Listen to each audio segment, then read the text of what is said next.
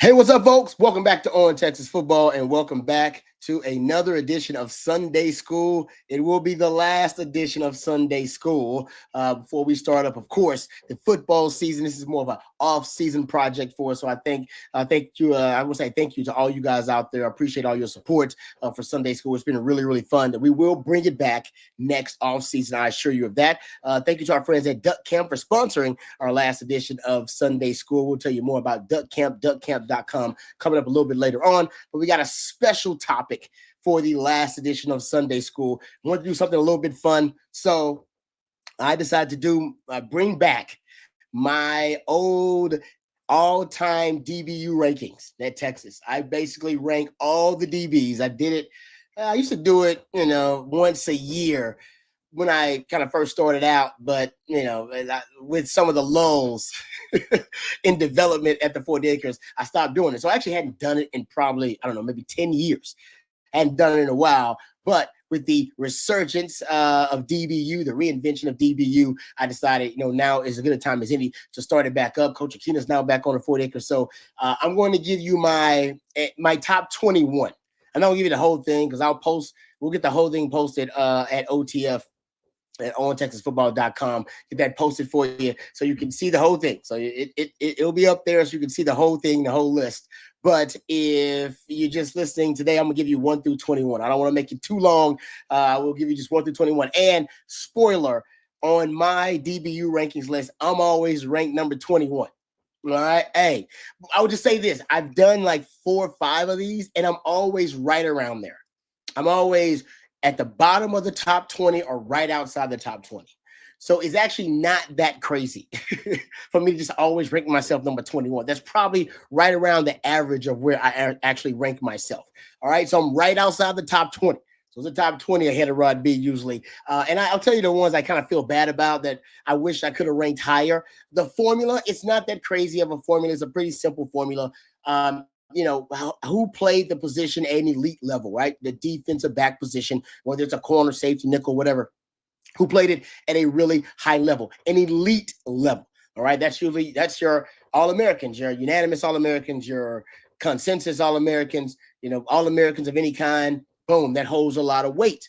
Your all-conference performers, that holds a lot of weight, right? If you can be one of the best in your conference. So making all conference also holds some weight. I looked at the statistical impact of players on the 40 acres as well, playing the defensive back position. So if you were able to make a statistical impact, that meant something. Winning, a national title also might have swayed me, but and also I took into it's just my own discretion, right? I mean, I've been watching the defensive back position for a long time here at Texas. I've studied the defensive back position for some of the all-time greats and some of the OGs, the founding fathers of DBU.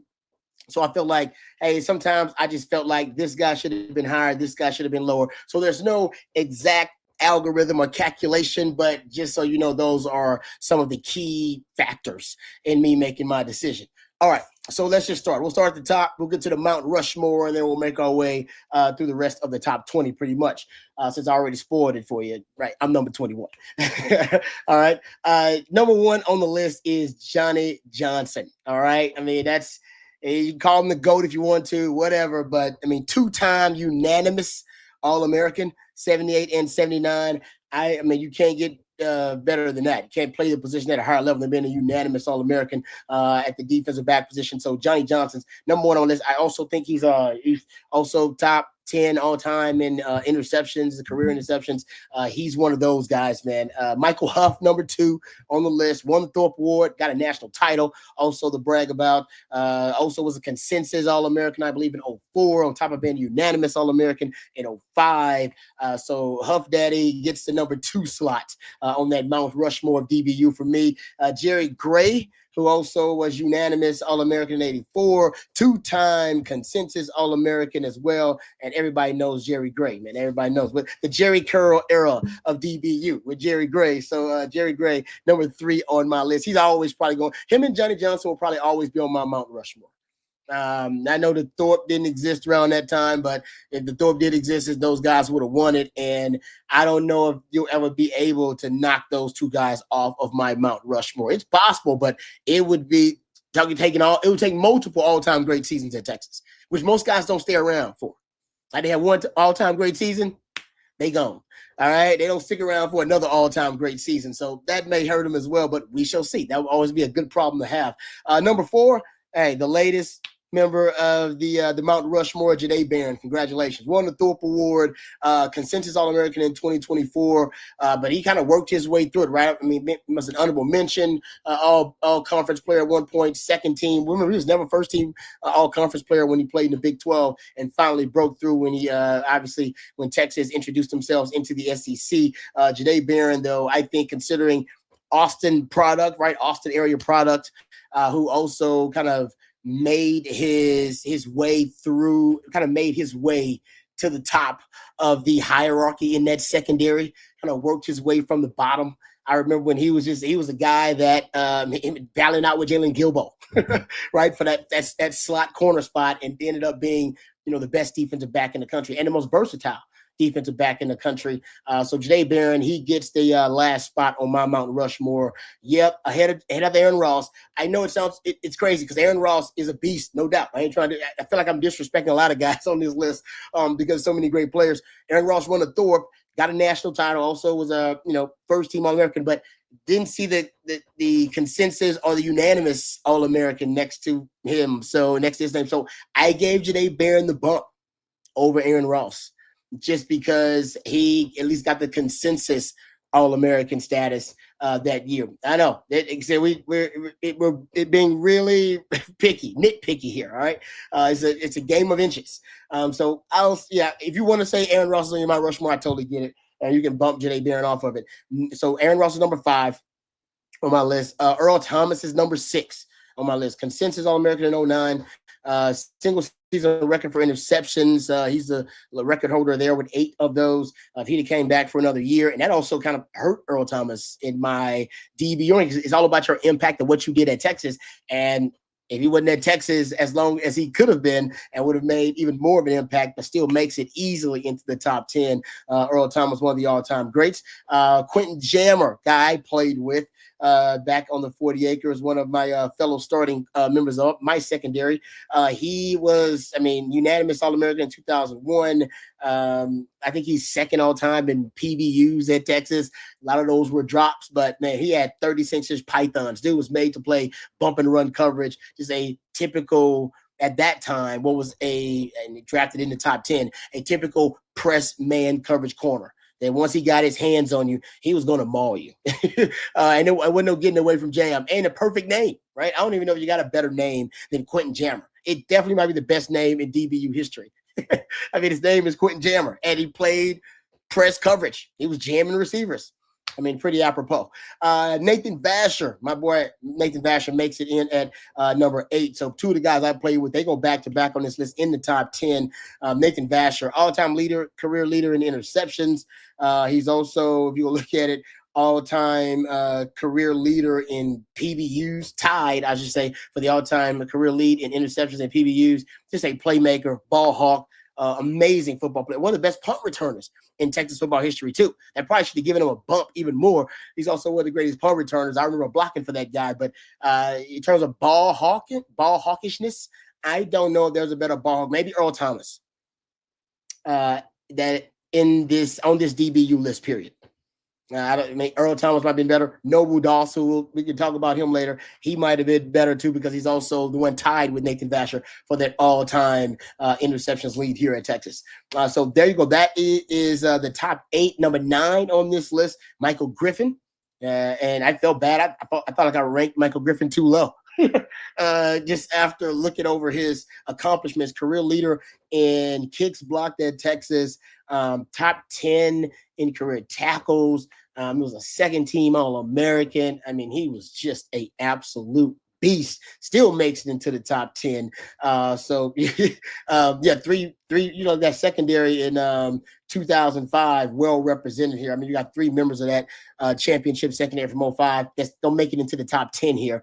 Deshaun Elliott, he's at number 10 on the list. People sleep on Deshaun Elliott, man. 2017 unanimous All-American. There ain't many DBs that can say they were unanimous All-American. Deshaun Elliott was one of them in 2017. So I know that's probably one of the first big shocks for folks that he going to crack the top 10. Go look at that season. They say, oh, it's only one season. Man, my list is all about who performed, who played the defensive back position at an elite level. All right. And how long did you do it? And for an entire season, Deshaun Elliott was arguably the best safety in the country. And he was in that conversation. So I'll give Deshaun Elliott a lot of credit. He makes it number 10 on my list based on at least my raw formula. It was hard to deny what Deshaun Elliott had put out on paper. Number 11, I'm going old school here. I go Lance Gunn. Yeah, 3-time all-conference player, first team All-American 1992. He just did it for such a long time and did it so well for such a long stretch. I'm a huge Lance Gunn fan. Been a big Lance Gunn fan even before I met the man, became even a bigger Lance Gunn fan because he's a hell of a player, but a hell of a human being too. So he's number 11 on my list. Number 12, Stanley the Sheriff. That's right, Stanley the Sheriff Richard. He makes it first team All-American 1990, top 5 in all-time career interceptions, absolute playmaker, stud of a player, Stanley Richard. Some of y'all might have to go Google him. So young folks, go Google him. He's worth it. He's worth the rabbit holing. Number 13 on this list, Kenny Vaccaro. I felt like I had Kenny Vaccaro too low on the list, but you just heard the guys I have listed ahead of him. I mean, who are you going to bump off that list? Kenny Vaccaro is a hell of a player. First team All-American. So I got him number 13 on my list. Love that, guy played nickel, guy could play strong, guy could play free, put on an absolute show. And I would say from the aesthetic, just from the coolest looking defensive backs in DBU history. Kenny Vaccaro with the tats and then the visor. He was among the coolest looking DBs in DBU history, man. He just looked like a superhero out there. So love me some Kenny Vaccaro. 14, Mossy Cade. So go Google him. Some of y'all need to Google Mossy Cade. All right. Now I ain't gonna like everything you see when you Google Mossy Cade, but as a player at Texas, Mossy Cade was unbelievable. 1983 season, first team All-American. He's top 5 also in career interceptions. Top 10 in career PBUs at Texas. I mean, guy played the position at a really, really high level in the early 80s for Texas, mid to early 80s. So Mossy Cade makes my list in the top 15. Another old school name, throwing out some old school ones. So y'all need to go Google these guys, man. I'm deep in my DBU history bag here. Raymond Claiborne, 1976 All-American. First player to have, I think to have a kickoff return and a punt return touchdown on their resume at Texas. Dude was a beast. I would say Ray Clay played some running back or something too when he got here. Like Ray Clay was all over the place, man. Just an absolute freak. Bryant Westbrook makes it onto my list as well. Bryant Westbrook is number 16 on my list here. And Bryant Westbrook, second team All-American. And I got to tell you, I thought for real, Bryant Westbrook's one of my favorite players actually coming up, because I was playing the defensive back position. He was there at Texas in the 90s, and I love not only the aesthetic, but the way he played the game. He laid the hammer and had some of the biggest hits in Texas football history on his resume. So huge Bryant Westbrook fan. Bobby Dillon, and actually, on my list, Bobby Dillon also cracked the top 20, old school name, top 5 career in interceptions, was a first team All-American as well in his day. So Bobby Dillon, another old school name, kind of the founding fathers of DBU. He cracks my top 20. I got Noble Doss at 18. Now Noble Doss didn't make any All-American teams. I don't think I even have Noble Doss making an all-conference team when I went and looked it up. Now, I said that could be, obviously subject to, discussion and debate depending on how the record keeping. But I looked at the University of Texas all conference players and looked at the University of Texas All-Americans, and not a lot of Noble Doss love, if any Noble Doss love. So I gave him some love. He's tied for the all-time lead in career interceptions at Texas. I got him at 18. So y'all can fight with me if y'all want. Oh man, the guy's got he's got talk about impact. The guy is tied for the all-time lead in interceptions at Texas and played back in a day where they did not throw the football. So he must have been balling out of control. Big Noble Doss fan. So I'll put him at 18 on my list. At number 19 on the list, I have Derek Hatchett. I know, another old school name, but y'all got to look it up. 4th in all-time career interceptions, 3rd in career PBUs, 2nd team All-American, just a hell of a player in his day. Big Derek Hatchett fan too. So I'm going to throw some old school names out. I apologize if some of these y'all like, man, I got to go Google this guy again. Google him. All right. Trust me, educate yourself because some of these guys, they are worth your time. And at number 20 on the list, also felt like this guy was too low. And actually decided to move him up a little bit based on my formula. He was too low because, I said I considered all Americans, whether they be, consensus or unanimous. He was a freshman All-American at one point. Did get second team honors for all conference multiple times, but top five in career interceptions, or tied for top five in career interceptions at Texas, top 10 in PBUs at Texas. And he's just my dog. He played every damn position in the secondary. I put Quandre Diggs up there at at number 20. He's right ahead of me. Because I could not see putting Quandre. I was like, nah, man, Quandre is too good of a player. So I got Quandre Diggs at number 20, and of course, got myself at number 21. There you go. All right, I'll tell you about some of the ones I won't give you the whole list here. I don't even know how many of these we're gonna actually publish on ontexasfootball.com, because the truth is I go way too deep into this damn thing, and that's when I get myself in trouble anyway. I mean, my top 20 is always legit. It's hard to argue with that. When I get down on 45s and 50s, everybody gonna have a lot to say about it. But some of the ones that I think it was a struggle for me, period, and I still feel bad about ranking them where I ranked them. I had Aaron Williams. I think, like I said, too low because he's not in my top 20, but I love me some Aaron Williams. I don't want to spoil too much of the list and tell you guys where I have them. I want you guys to go ahead over to the website. But that's one of the ones I feel bad about. Terrell Brown's another one, and Cedric Griffin's another one. And just so y'all know, like, I felt bad about having to rank them where I ranked them.